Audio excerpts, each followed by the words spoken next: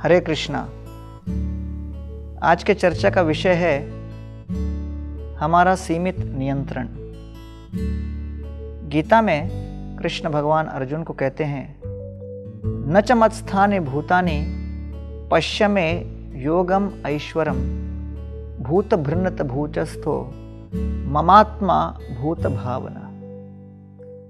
कृष्ण कहते हैं कि इस संपूर्ण जगत में मैं अपने शक्तियों के माध्यम से व्याप्त हूं और हर जीव इस बात को समझे कि वो अपनी सीमित शक्तियों से मेरे ऊपर पूर्णतः निर्भर है। एक सुंदर कथा आती है। जंगल के अंदर एक महात्मा रहते थे। महात्मा के चारों तरफ कई पशु पक्षी निरंतर विचरण करते थे। उन पशुओं के बीच एक चूहा था। वो चूहा विचरण करता था और महात्मा जी के निकट आकर खेला करता था। अचानक एक दिन एक बड़ी सी बिल्ली आ गई और उसको डराने लगी। घबराकर महात्मा जी के पास आए और कहने लगे, संरक्षण दीजिए।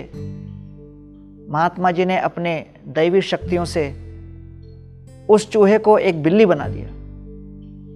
बिल्ली बनने के बाद चूहे को लगा कि अब मैं ये दूसरे बिल्लियों को भगा दूंगी।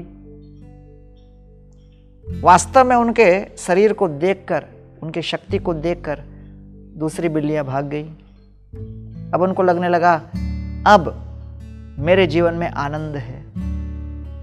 लेकिन अचानक उसी जंगल के अंदर एक लोमड़ी थी।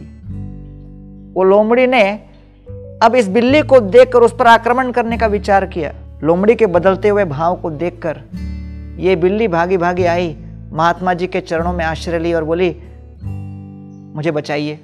महात्मा जी ने तुरंत अपनी शक्तियों से उन्हें लोमड़ी बना दिया।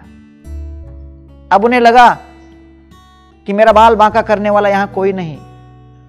तभी अचानक घनघोर वन के बीचों बीच शेर की गरजने की आवाज उनको सुनाई पड़ी। फिर घबराकर भागे भागे आए, महात्मा जी का आश्रय लिया। महात्मा जी उनकी विडंबना समझ के उनको शेर में परिवर्तित कर दिए।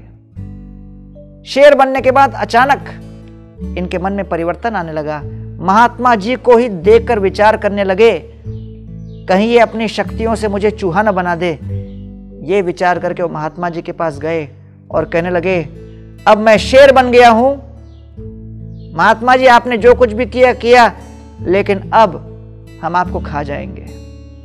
महात्मा जी ने बड़े करुणा की भावना से उन पर दृष्टिपात की और कहा कि मैंने तुमको चूहे से अभी तक शेर बनाया, तो तुमको क्या लगता है शेर से चूहा बनाने मुझे समय लगेगा?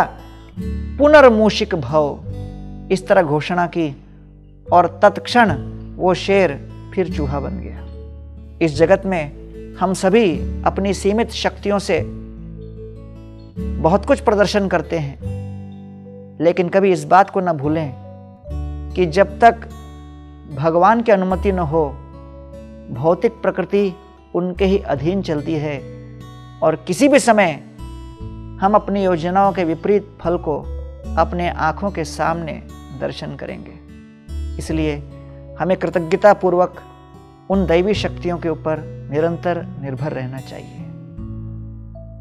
बहुत बहुत धन्यवाद।